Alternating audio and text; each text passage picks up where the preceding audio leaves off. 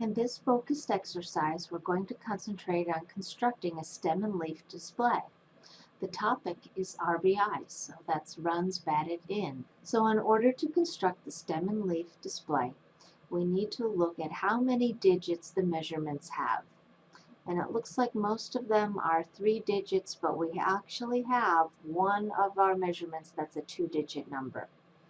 So the stem is going to be the leftmost digits. And since there are mostly 3-digit numbers, 1 and 5 for the measurement 155 are going to be the stem, and just the single digit 5, or the rightmost digit, will be the leaf.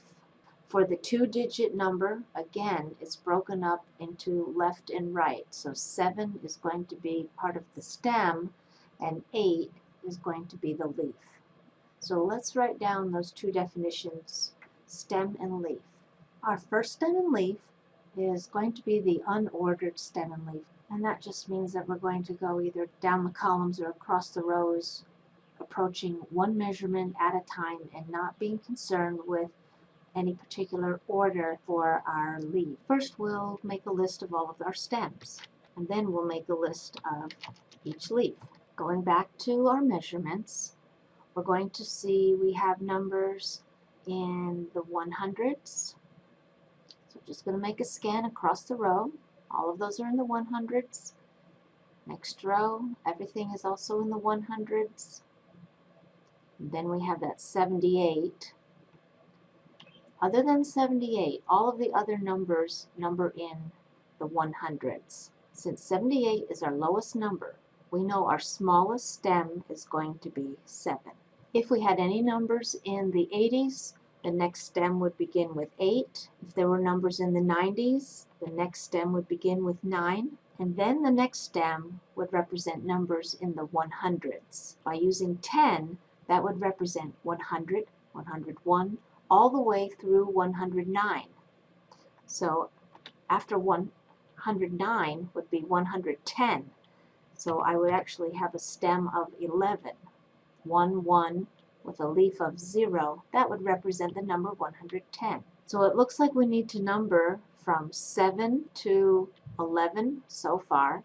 So really it would be helpful if we found our lowest number in the measurements and the highest number, and then every stem would be included from that lowest to highest number. 78 is our lowest number, and 159 is the largest number. So that means 159. 15 are the leftmost digits, so that means I need to make a stem going to level 15. So I need to account for everything between and including 7 and 15. So 7, 8, 9, 10, 11, 12, 13, 14, 15. All of our stems are accounted for. Next, we'll do the leaf. 78 is our smallest number, so 8 is the leaf that goes with 7. So when you put stem of 7 together with leaf of 8, that recreates the measurement 78. Looking through our measurements, 8 is not paired with anything. Be sure that you do not use a 0. If you use 0 for the leaf, then you really are representing the number 80. And we do not have 80 in our measurements, so you leave it blank. Number 9 for a stem means 90 something. We don't have any measurements in the 90s, so we leave that leaf blank.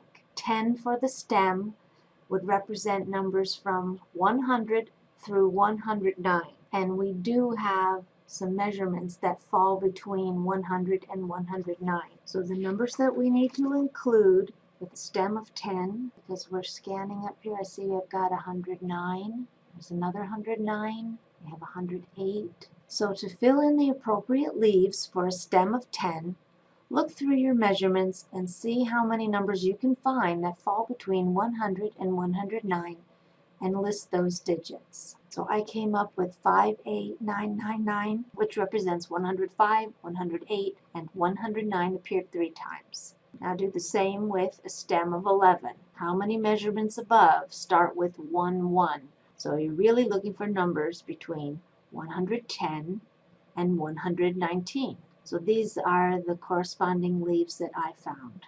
Next, a stem of 12 means we're looking for a number between 120 and 129. So compare your leaves with what I've typed for a stem of 12. Stem of 13 represents numbers 130 to 139.